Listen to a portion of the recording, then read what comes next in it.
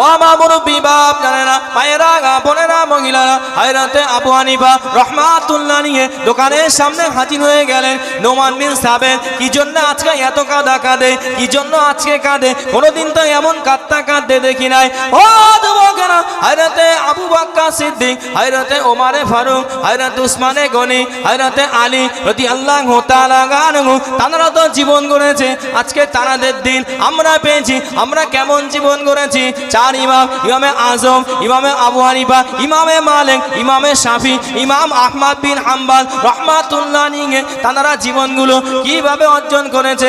আমাদের ইমাম হযরতে আবু হানিফা রাহমাতুল্লাহ আলাইহি ঝরঝর করে কেঁদে দিলেন। কুফা ইমাম আজমের কাছে গিয়ে দাঁড়িয়ে গেলেন। কি জন্য আজম কাঁদে? কি জন্য আবু হানিফা কাঁদে? ও যুবকেরা, হযরতে আবু হানিফা রাহমাতুল্লাহ আলাইহি হুজুর আমার কান্নাটা থামিয়ে দিলেন। হুজুর আমার চুপ করে গেলেন। হুজুর আমার জানিয়ে দিলেন এই অমুক ব্যক্তিটা আমার কাছ থেকে একটা কাপড় ক্রয় করেছে। সেই কাপড় একটু নাড়ফড় বেরিয়েছে বলে কাপড়টা আমার কাছে ফিরিয়ে দিতে এসেছে। আমি চাইলে তাকে রিটার্ন দিয়ে দিতে পারতাম। আমি ইমামে আজম রাহমাতুল্লাহ আলাইহি আল্লাহ পাকের কথা আমার মনে পড়ে গেল। কাল কিয়ামতের মাঠে ময়দানে মাশারে আল্লাহ পাকের সামনে আমি ইমামে আজম আমার আমলগুলো যে আল্লাহর সামনে পেশ করব।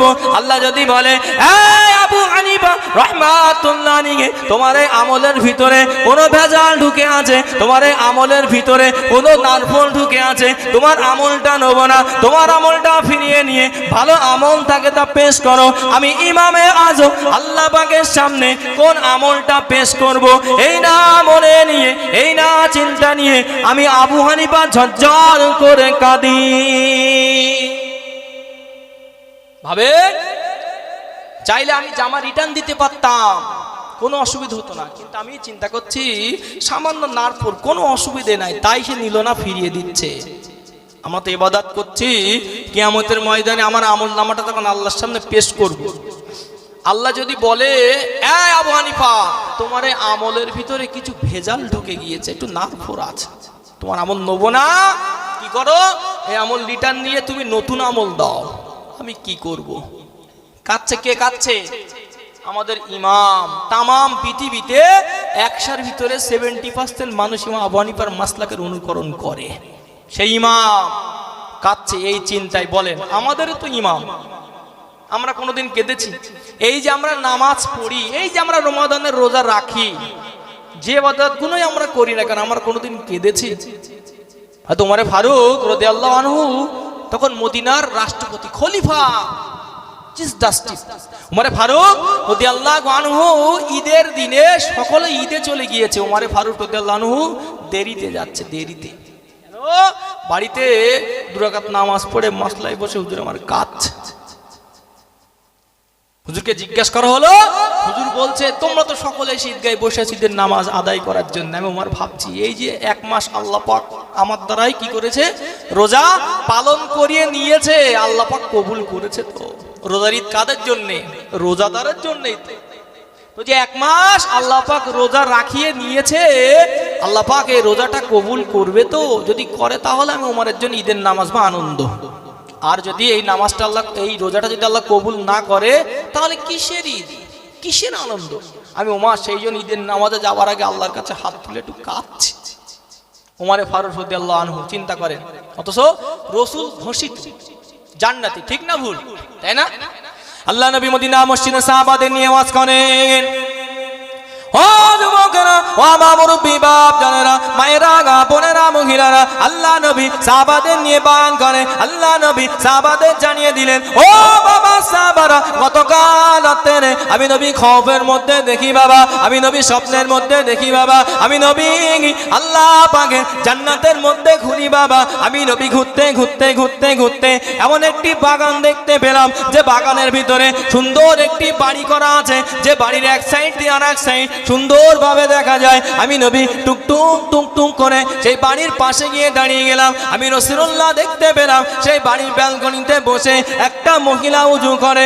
ও যুবকেরা, ও আমার মুরব্বি বাপ জানেরা, আল্লাহ নবী ডাক দিলেন, আল্লাহ নবী শুনিয়ে দিলেন, ও মা মহিলা, আল্লাহ পাকের জান্নাতে এত সুন্দর ঘরটি কার মা? সেই মহিলা জবাব দিয়েছিলেন, ইয়া রাসূলুল্লাহ হাবিবাল্লাহ, ইয়া রাসূলুল্লাহ হাবিবাল্লাহ, আল্লাহ পাকের নবী, হুজুর আপনি বেয়াদবি মাফ করুন, হুজুর আপনি গোস্তাকিটা ক্ষমা করুন, হুজুর আপনি বেয়াদবি মাফ করুন, ইয়া রাসূলুল্লাহ হাবিবাল্লাহ। এই বাড়িটা অন্য কারণ নয়, এই বাড়িটা হলো আপনার সাহাবী হযরতে ওমরের ঘর। জোরে বলুন সুবহানাল্লাহ, আর একটু জোরে বলুন সুবহানাল্লাহ। আল্লাহ নবী 1 তারিখে সাহাবাদের নিয়ে বয়ান করছে, ও আমার সাহাবারা, আমি নবী গত রাতে স্বপ্ন দেখেছি। কি স্বপ্ন? আল্লাহ পাকের জান্নাতের মধ্যে ঘুরছি, ঘুরতে ঘুরতে একটা বাগান দেখলাম, যে বাগানে সুন্দর বড় একটা বাড়ি করা আছে, যে বাড়িটার এক মাথা দিয়ে আর এক মাথা সুন্দর দেখা যাচ্ছে, দেখা যায়। আমি নবী দেখলাম সেই বাড়ির ব্যালকনিতে বসে একটা মহিলা কি করছে? উযু করছে, উযু। আমি নবী কি করলাম? টুকটুক করে সেই মহিলার কাছে গেলাম, গিয়ে বললাম, ও মা মহিলা, আল্লাহর জান্নাতে এত সুন্দর বাগান, এত সুন্দর বাড়িটা কার? ইয়া রাসূলুল্লাহ বেয়াদবি মাফ করেন, এই বাড়িটা আপনার সাহাবী ওমরের। আল্লাহ নবী সাহাবাদেরকে বলছে, আল্লাহ নবী সাহাবী ওমরে ফারুক রাদিয়াল্লাহু আনহু সেই মজলিসে বসে আছে। হুজুর আমার কাজ হযরত ওমরে ফারুক রাদিয়াল্লাহু তাআলা আনহু জানিয়ে দিলেন, ইয়া রাসূলুল্লাহ হাবিবাল্লাহ, আল্লাহ পাকের নবী, হুজুর আপনি বেয়াদবি মাফ করুন, হুজুর আপনি গোস্তাকিটা ক্ষমা করুন, ইয়া রাসূলুল্লাহ হাবিবাল্লাহ, আল্লাহ পাকের জান্নাতে আপনি, আমি ওমর, আমার ঘরটা দেখে আপনি চলে এসেছেন, ইয়া রাসূলুল্লাহ হাবিবাল্লাহ, আপনি কেন আমি ওমরের ঘরের মধ্যে ঢুকলেন না? ইয়া রাসূলুল্লাহ হাবিবাল্লাহ, আপনি যদি আল্লাহ পাকের জান্নাতে আমি ওমরের ঘরের মধ্যে আপনার পদধূলি দিতে, আমি ওমরের জীবন কানা ধন্য হয়ে যেত, আমি ওমরের জীবন কানা খুশিতে বাগবাগ কানা হয়ে যেত। ইয়া রাসূলুল্লাহ হাবিবাল্লাহ, আপনি কেন আমার ঘরে পাই দিয়ে চলে আসলেন? ঘরেতে কেন ঢুকলেন না? ও যুবকেরা, ও আমার মুরব্বি বাপ জানেরা, মায়েরা, বোনেরা, মহিলারা, আল্লাহ নবী জানিয়ে দিলেন, আল্লাহ নবী শুনিয়ে দিলেন, ও বাবাজি ওমর রাদিয়াল্লাহু তাআলা আনহু, আমি তোমার ঘরের মধ্যে কিভাবে ঢুকি বাবা? ওই ঘরটা তো আমি নবী আমার নাই বাবা, ওই ঘরটা তো তোমার। তোমার ঘরে আমি নবী তোমার বিনা ইজাজতে, তোমার বিনা পারমিশনে কিভাবে ঢুকি? এই না মনে নিয়ে, এই না চিন্তা করে তোমার ঘরের সামনে দিয়ে ঘুরে ঘুরে চলে আসলাম। জোরে বলুন সুবহানাল্লাহ, আর একটু জোরে বলুন সুবহানাল্লাহ। ওমর ফারুক দাঁড়িয়ে গেলেন, ইয়া রাসূলুল্লাহ বেয়াদবি মাফ করেন, আপনি, আমি ওমরের ঘর দেখে এসেছেন, আপনি ঢুকলেন না, ঢুকলে তো আমি ওমরের জীবনটা ধন্য হয়ে যেত। ইয়া রাসূলুল্লাহ, ওমর আমি কিভাবে ঢুকি বলো? ঘরটা তো তোমার, তোমার বিনা পারমিশন আমি কিভাবে ঢুকি? এর থেকে কি শিক্ষা আছে বলেন তো? কি শিক্ষা বলেন? দুটো জিনিস বুঝে আসে না, একটা বান্দার হকে চলে আসে, আর একটা কারোর বাড়িতে ঢোকার আগে কি করতে হয় বল? পারমিশন, তাই না? আজকে আমাদের কোন শিষ্টাচার বলে কোনো জিনিস না। একটা সন্তান সে যখন বালেগ হয়ে যাবে, এই 2.5 বছর পর থেকে মায়ের দুধ, বুকের দুধ 2.5 বছর পর থেকে বাচ্চার জন্য হারাম তো নাকি গো? হ্যাঁ হারাম। আল্লাহ কেন হারাম করলেন বলেন?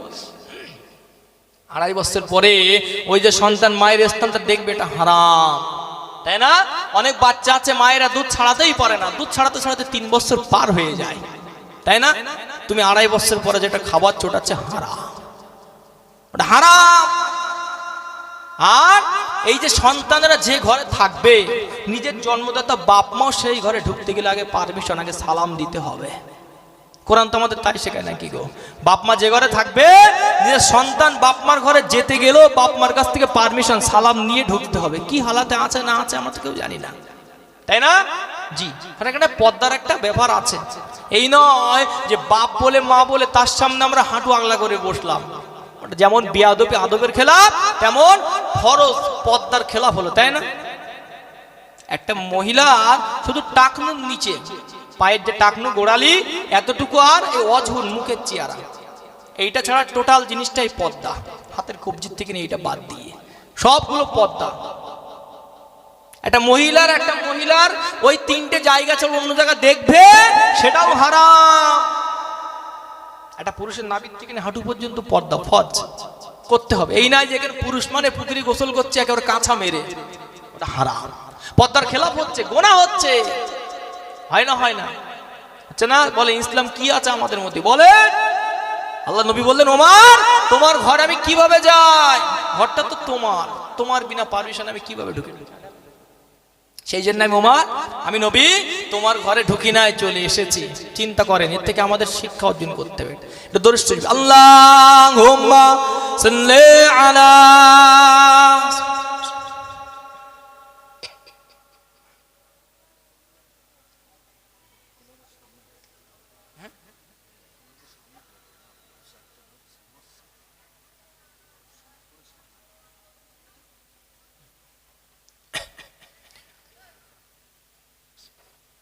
কলমা থেকে লা ইলাহা ইল্লাল্লাহ।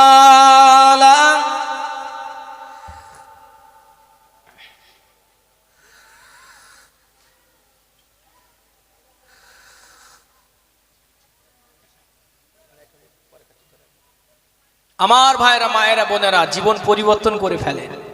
দেখেন আমরা যারা এখানে বসেছি, যদি এখান থেকে শিক্ষা নিয়ে আমরা জীবন গড়তে না পারি, যারা বাইরে মেলাঘাটে আছে, ইয়ারকে আড্ডায়, টাসের আড্ডায়, ক্যারাম বোর্ডের আড্ডায় যারা আছে চিন্তা করুন তারা জীবনটা কিভাবে গড়বে বলেন? ময়দানের মাশার আল্লাহ নবীর সামনে মুখটা কিভাবে দেখাবে বলুন তো? আল্লাহ নবীর সামনে মুখটা কিভাবে দেখাবে? নবীর জন্য আমাদের এই মাহফিল, আর আমরা এখানে না এসে আমরা কোথায় বল? যেখানে গোনা ইয়ারকি আড্ডার জায়গা, সেখানে আমরা মত্ত হয়ে আছি। তাহলে আমরা যে নবীর উম্মত, সাহাবারা সব কিছু বিসর্জন দিলেন, কিন্তু আর আমরা সেই নবী পেয়েছি, সেই সাহাবা পেয়েছি, সেই হাদিস পেয়েছি, সেই কোরআন পেয়েছি, সব পেয়েছি। শুধু পার্থক্য কি বলেন তো? তারা মেনেছেন মানার মতো, আর আমরা মানছি না মানার মতো। একটা আমল আর একটা কাজ, একটা আমল আর একটা কি কাজ। যখন কোনো জিনিস কন্টিনিউ করা হয় প্রতিনিয়ত, সেই জিনিসটা আমলে পরিণত হয়।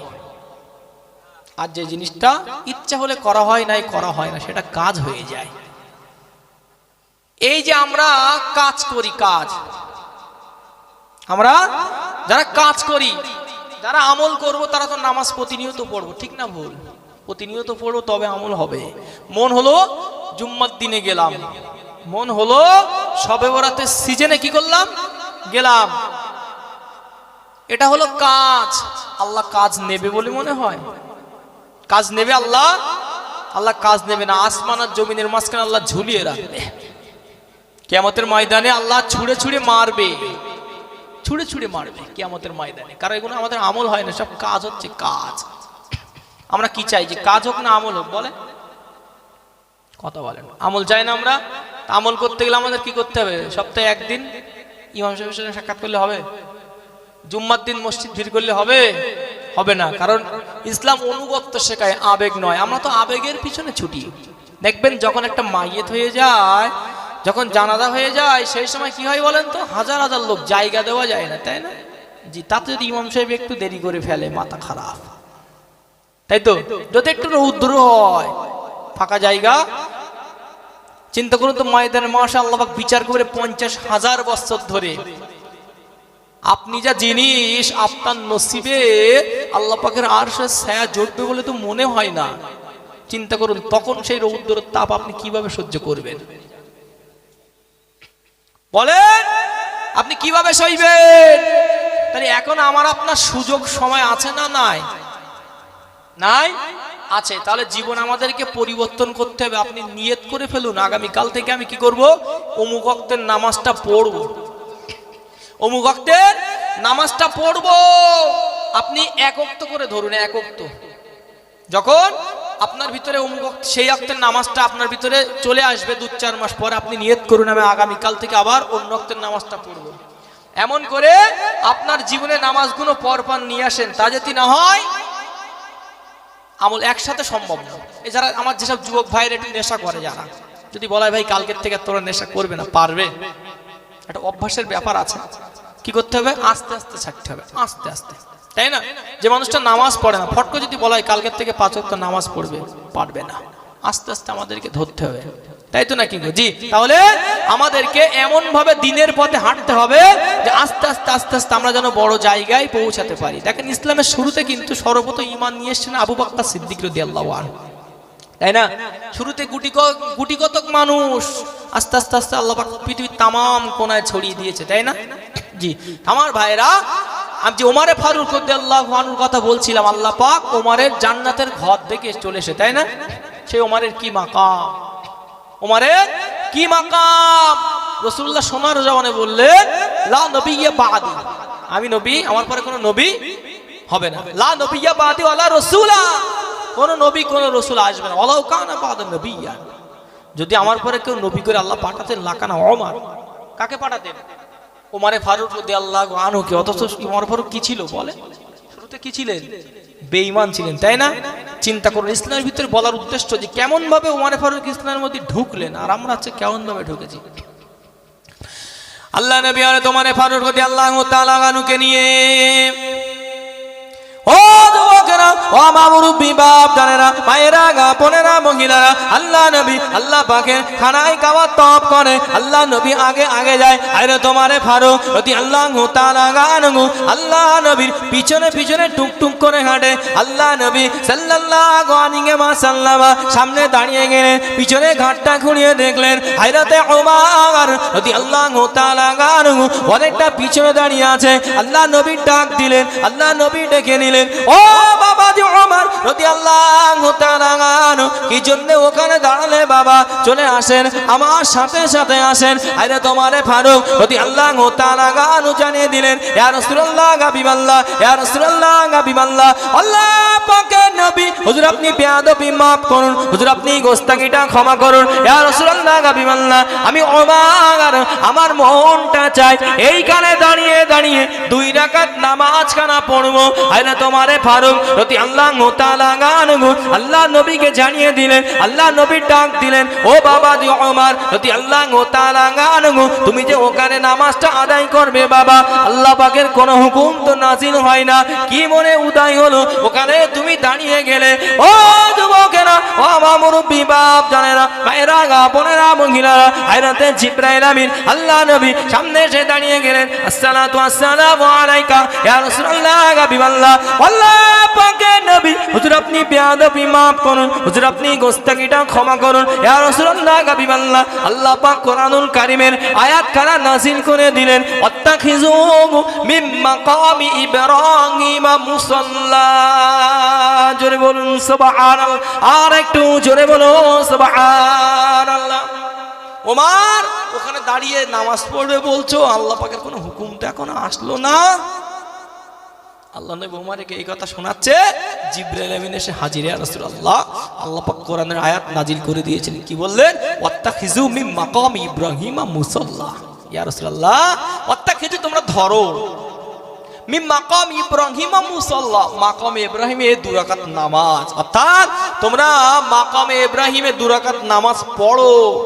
ওই যে ওমরে ফারুক ইচ্ছা করেছিলেন, কিতাবে এসেছে ওমরে ফারুকের জন্য, যে ওমরে ফারুক মনে চেয়েছে, আল্লাহ পাক কোরআনে আয়াত নাজিল করেছে, এমন 20টা আছে। 20টা কটা? 20টা।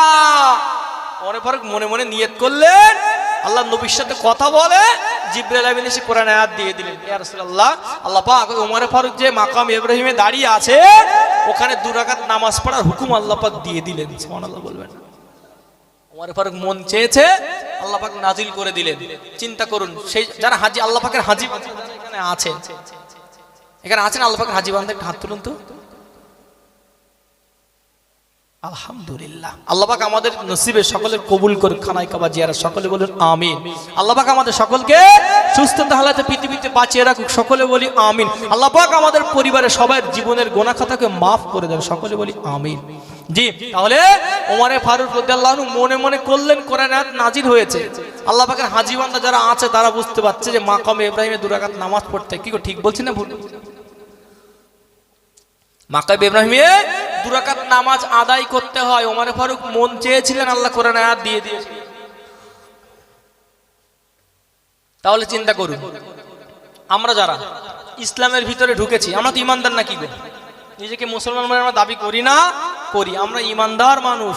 তাহলে যদি আমরা ইমানদার হই, শবে বরাতের রজনীতে আমাদের কিন্তু মসজিদ ভিড় করলে চলবে না। আমার কথা কিন্তু উল্টো করে নেবেন না, জানেন, ভালো করে বুঝবেন। শবে বরাতের রাতে মসজিদ ভিড় করলে চলবে না। সপ্তাহে একটা দিন, জুম্মার দিন মসজিদ ভিড় করলে হবে না। এটা ইমানদারের পরিচয় নয়। কেন? আল্লাহ নবী সোনার জবানে বললেন, কি বললেন? আল মুমিনু ফিল মাসজিদি আল মুমিনু ফিল মাসজিদি কাসসামাকি ফিল মা।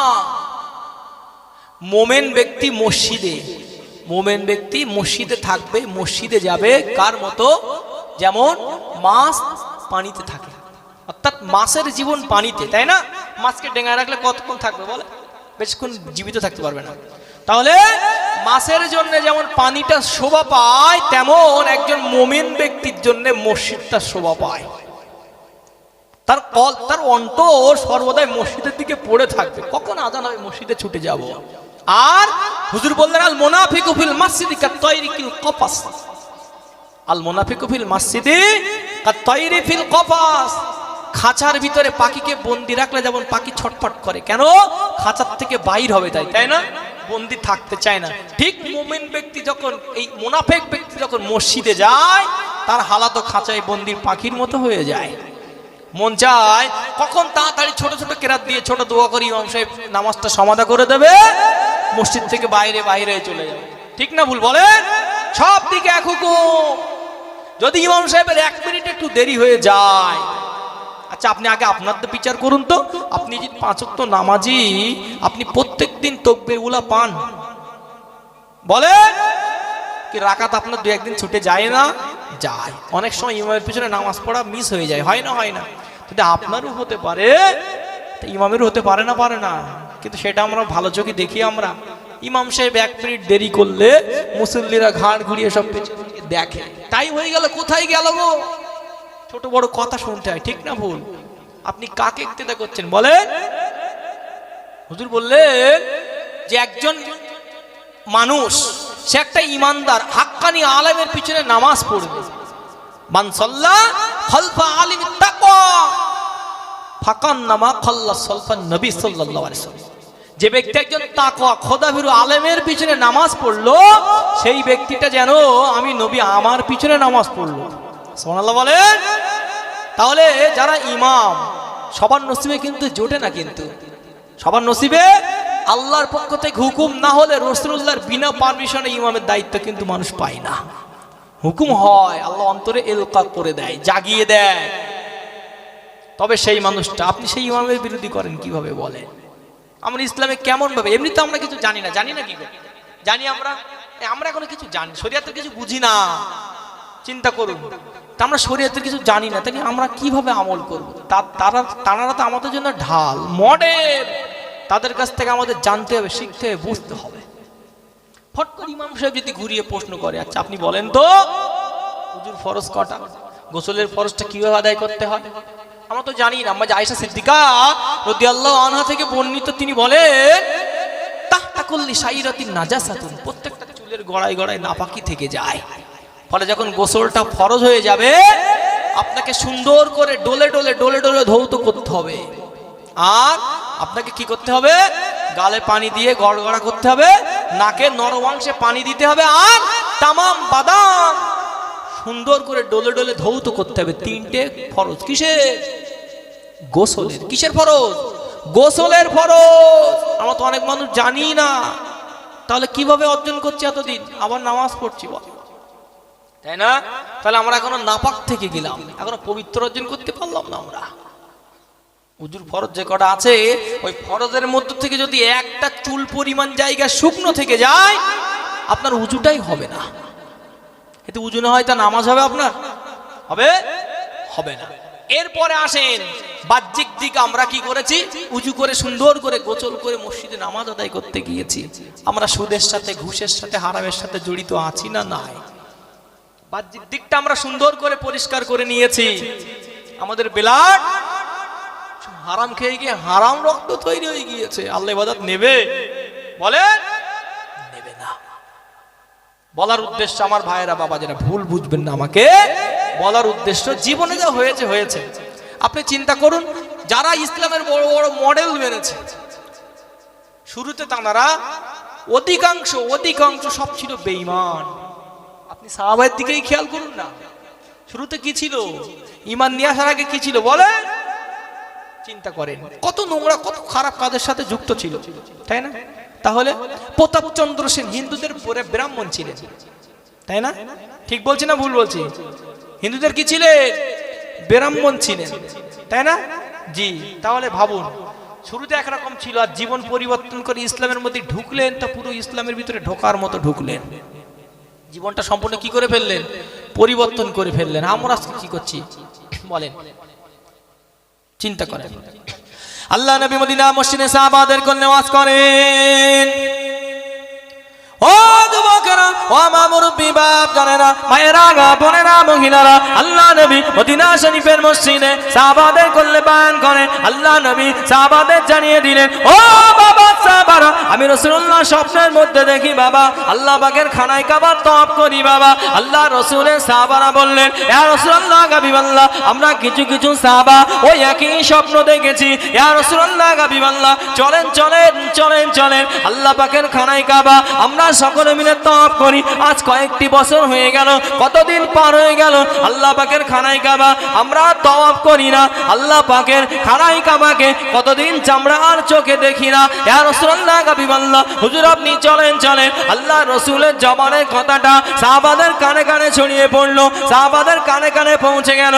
ও যুবকেরা, ও মা মুরব্বি, বাপ জানেরা, মায়েরা, বোনেরা, মহিলারা, আল্লাহ রাসূলের সাহাবীরা আল্লাহ নবীর দরবারে দাঁড়িয়ে গেলেন। ইয়া রাসূলুল্লাহ, হাবিবাল্লাহ, হুজুর আপনি কখন যাবেন? হুজুর আপনি চলেন। আল্লাহ নবী ১৫০০ সাহাবাদের সঙ্গে নিয়ে আল্লাহ পাকের খানায় কাবার উদ্দেশ্যে বার হয়ে গেলেন। জোরে বলুন সুবহান, আর একটু জোরে বলুন সুবহানাল্লাহ।